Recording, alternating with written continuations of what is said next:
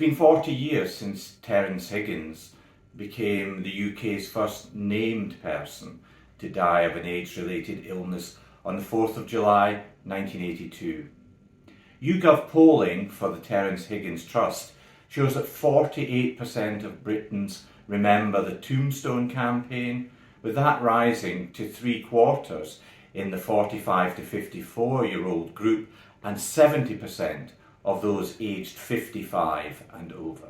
But there is hope for the future, with only 7% of those aged 18 to 24 aware of the famous so-called Tombstone ads, and almost half of that same age group, 47%, knowing that people living with HIV and on effective treatment can't pass it on. This suggests that relearning the facts about HIV is harder than coming fresh to all the progress that has been made. Back in the 1980s, there was no treatment for HIV and AIDS, and many predominantly young people died. That is why in 1986 we started a major campaign to warn everyone of the dangers. The campaign undoubtedly saved thousands of lives. However, advances in treatment and prevention means that the message today is now very different. HIV is no longer a death sentence, and someone on effective treatment cannot pass it on. Worryingly, in 2022, just 38% of people in Britain know that people living with HIV and on effective treatment can't pass this virus on to partners, with older people far less likely to believe how much progress has been made.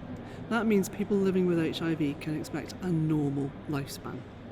40 years on from Terence Higgins' death, the UK is now targeting the end of new HIV cases by 2030, with HIV action plans in England, Wales and Scotland. But this new data shows that outdated information about HIV is thwarting our efforts to tackle the stigma still surrounding HIV and reach that life-changing goal.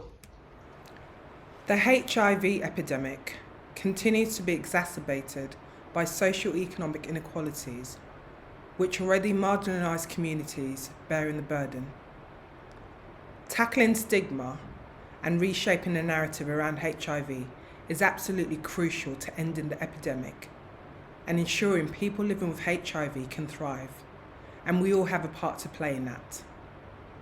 People living with HIV often feel nervous about telling others that they have HIV due to the fear of stigma or discrimination. This can lead to isolation and feeling unsupported, which can have a significant impact on health and well-being. HIV-related stigma and discrimination significantly impacts the health, lives and well-being of people living with or at risk of HIV, especially key populations. Stigma and discrimination impedes the HIV response at every step, and access to prevention services, testing, treatment and adherence services, and broader sexual and reproductive health services. Removing laws criminalising and discriminating against key populations would significantly decrease new infections of HIV. I've been living with HIV since 2008, and I've never been able to pass it on through kissing and hugging. And now with effective treatment, I can't pass it on at all. So much has changed since the 1980s. HIV with effective treatment is no longer a death sentence, and I so wish the public would know that those on effective treatment are stopping this virus in its tracks.